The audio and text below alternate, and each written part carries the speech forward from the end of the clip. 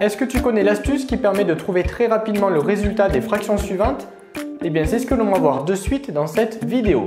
Je vais te montrer ici l'astuce qui va nous permettre de trouver très rapidement le résultat des fractions suivantes. Alors, toutes ces fractions, elles ont quelque chose en commun, tu l'auras remarqué en effet, c'est que le dénominateur à chaque fois c'est 11 et l'astuce va fonctionner lorsque le numérateur sera un nombre compris entre 1 et 10.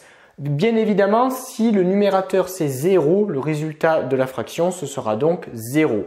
Donc ici, quelle est-elle cette astuce? Alors, tu auras remarqué déjà que pour chaque résultat, j'ai commencé à écrire 0, quelque chose. Pourquoi? Parce que à chaque fois, le numérateur il est plus petit que le dénominateur. Autrement dit, les résultats vont être forcément inférieurs à 1.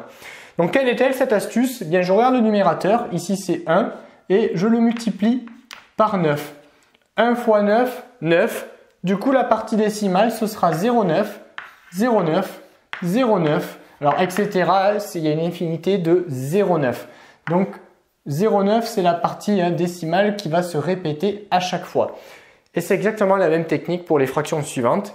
Là, le numérateur, c'est 2. Je fais fois 9.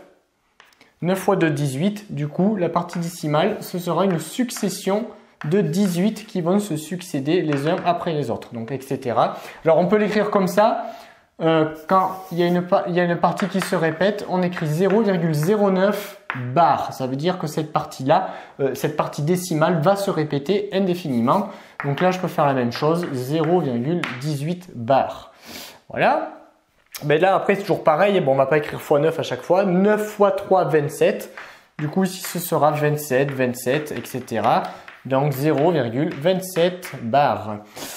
9 fois 4, 36. Du coup, la partie décimale, ce sera donc 36. Voilà, donc tu l'auras compris. Hein.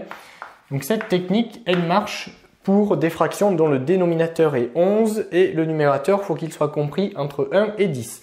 9 fois 5, 45. Donc ici, j'ai des 45 qui vont se suivre les uns des autres. Donc comme tu peux le voir, j'ai terminé ici de compléter le résultat des fractions de ce côté du tableau. C'est exactement la même technique que j'ai appliquée que pour les exemples précédents.